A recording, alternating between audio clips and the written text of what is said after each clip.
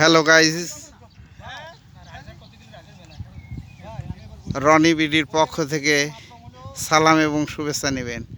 আশা করি আপনারা খুবই ভালো আছেন, আমিও ভালো আছি।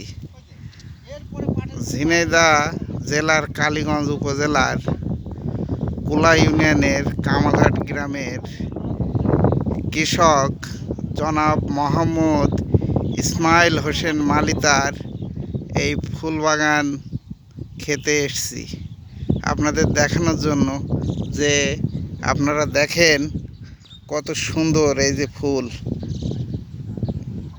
কত সুন্দর ফুল দেখতে পাচ্ছেন আপনারা। দেখেন কত সুন্দর।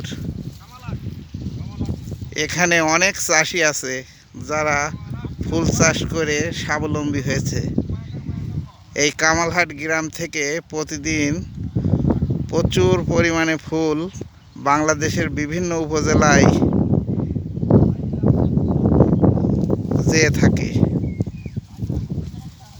দেখেন এই গ্রামের অনেক চাষি এই গাঁদা ফুল চাষে আরও আগ্রহী হয়ে উঠছে।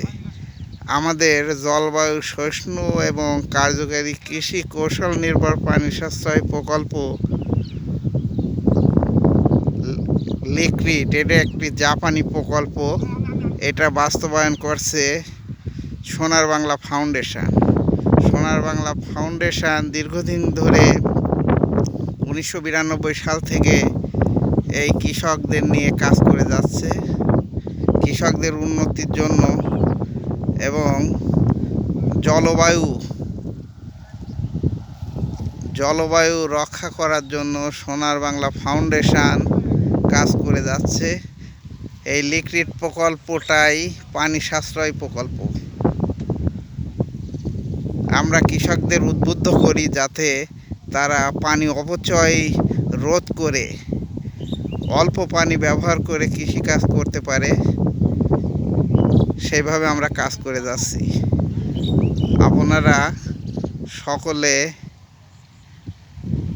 ভালো থাকবেন এবং আমার ভিডিও যদি ভালো লেগে থাকে আপনাদের, তাহলে আমার এই ভিডিও আপনারা সাবস্ক্রাইব এবং লাইক এবং ফলো দিয়ে রাখবেন। ভালো থাকবেন, সুস্থ থাকবেন, নিরাপদে থাকবেন। সকলকে ধন্যবাদ।